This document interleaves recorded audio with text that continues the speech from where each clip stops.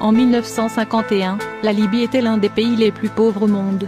Sous Kadhafi, et avant l'intervention de l'OTAN, le niveau de vie des Libyens était le plus élevé d'Afrique, en avance sur la Russie, le Brésil et l'Arabie Saoudite.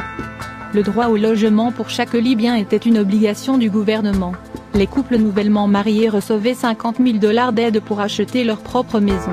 L'électricité était gratuite pour tous. Le niveau d'éducation était très élevé. Le taux d'alphabétisation avait atteint les 85%. Les Libyens bénéficiaient d'un système de soins des plus avancés et surtout, gratuit pour tous. Les personnes ne trouvant pas les soins ou l'éducation qui leur convient en Libye, recevaient une aide du gouvernement pour se rendre à l'étranger. Tous les prêts étaient sans intérêt, à 0%. Le prix de l'essence était de 14 centimes. Chaque Libyen souhaitant devenir agriculteur, le gouvernement lui offrait une ferme, avec de l'équipement, du bétail et des semences. Le 1er juillet 2011 à Tripoli, 1 700 000 Libyens sont sortis pour manifester contre l'OTAN. 1 700 000 Libyens, ce qui représentait 95% de la population de Tripoli, soit environ un tiers de la population de la Libye. La banque centrale libyenne appartenait à l'État. Et contrairement aux banques occidentales, en Libye la banque n'était pas détenue par les Rothschild, et donc libre de dettes. En 1991, la Libye a été accusée sans preuve d'être responsable de l'attentat de Lockerbie Paname 103. Il s'est avéré que les États-Unis avaient payé les témoins au procès, 4 millions de $ chacun, pour témoigner contre les accusés libyens. Ils ont été payés pour mentir, et ils ont depuis retiré leurs preuves. Kadhafi avait également travaillé pour remplacer le paiement du pétrole qui était en dollars américains, par le dinar africain. Nicolas Sarkozy avait traité la Libye de menace pour la sécurité financière de l'humanité. L'un des premiers actes de la Libye rebelle a été de créer une nouvelle banque centrale. Devenue la propriété des Rothschild, comme les nôtres en Occident, les pays de l'Ouest. La famille Rothschild possède plus de la moitié des richesses du monde. Les banques Rothschild créent de l'argent à partir de rien, et le vendent aux États avec intérêt. Cela signifie que nous n'aurons jamais assez d'argent pour rembourser ce qui est dû. Alors que nous, et nos enfants, sommes devenus esclaves pour dette aux intérêts Rothschild. Contrairement à nos dirigeants, Cameron, Obama et Hollande, Kadhafi avait refusé de vendre son peuple. La Libye était libre de toute dette. Les Libyens avaient beaucoup plus que nous n'avons en Occident. Ils avaient un chef qui avait de l'intégrité et du courage, et qui travaillait dans leur meilleur intérêt. Les Libyens se partageaient les richesses de leur pays, libérés du joug de l'usure et des intérêts. Sans la tyrannie des Rothschild et leur contrôle sur l'émission de monnaie, nous pourrions tous vivre comme des gens riches. On estime à plus de 150 000 le nombre des Libyens tués par l'OTAN et les rebelles. Kadhafi croyait en la démocratie directe, comme le prévoit son livre, le livre vert, The Green Book. Selon Kadhafi, les démocraties parlementaires sont intrinsèquement corrompues. Que les gens peuvent, et devraient se représenter. Après avoir cru les mensonges sur cet homme toute ma vie, son livre m'a étonné. Comment rester assis sans réagir, en regardant comment des individus et des pays sont diabolisés, détruits par nos gouvernements criminels. Et regarder les médias protéger ces personnes responsables de crimes contre l'humanité. Nous devons montrer notre solidarité avec les peuples de Syrie, de la Palestine et du monde entier. L'ex-ambassadeur russe en Libye, Vladimir Chamov, a déclaré « La population ne paie pas l'électricité. Les Libyens bénéficiaient d'un crédit de 20 ans sans intérêt pour construire leur maison. Un litre d'essence coûte environ 14 centimes. La nourriture est gratuite. Les taxes et les impôts lourds sont interdits. Pour chaque nouveau-né, on reçoit 7 000 $. Les nouveaux mariés reçoivent 64 000 $ pour acheter un appartement.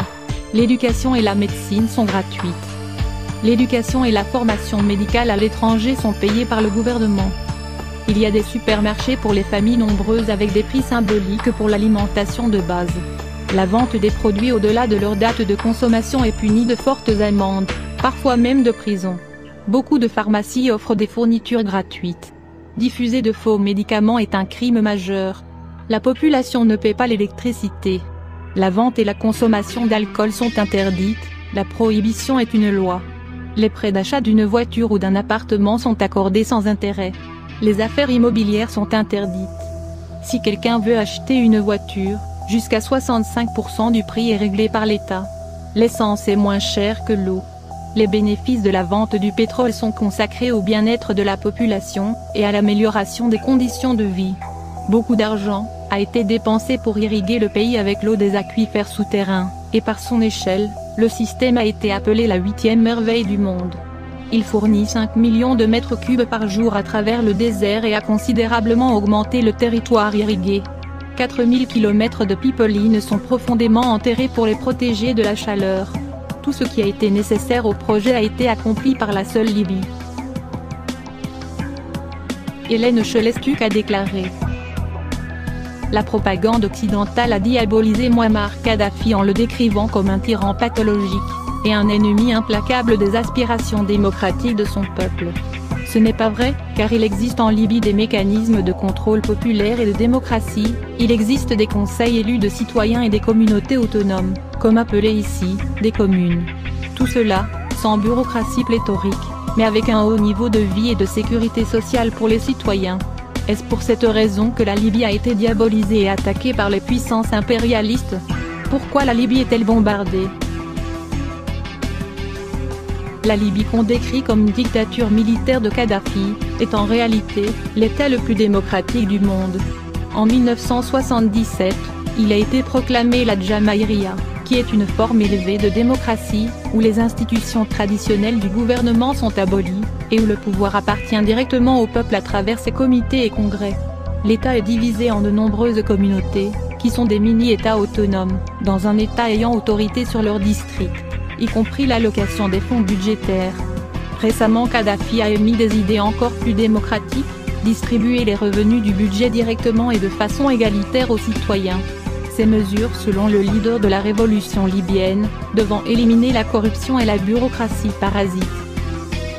Il n'est évidemment guère étonnant que les médias dominants ne fournissent au public aucune de ces données, extrêmement révélatrices sur la nature réelle du régime libyen, car il est probable que tous les indignés à travers l'Europe réclameraient des avancées sociales calquées sur la Libye du colonel Kadhafi. Ce qui serait pour le moins embarrassant pour les si brillants et si compétents dirigeants du vieux continent. La diabolisation du colonel Kadhafi en Occident a pris une nouvelle dimension après les attentats de Lockerbie et du décès de l'UTF. L'Occident continue d'accuser la Libye d'avoir perpétré ces attaques terroristes, alors que l'excellent journaliste Pierre Péan a définitivement démonté cette fable.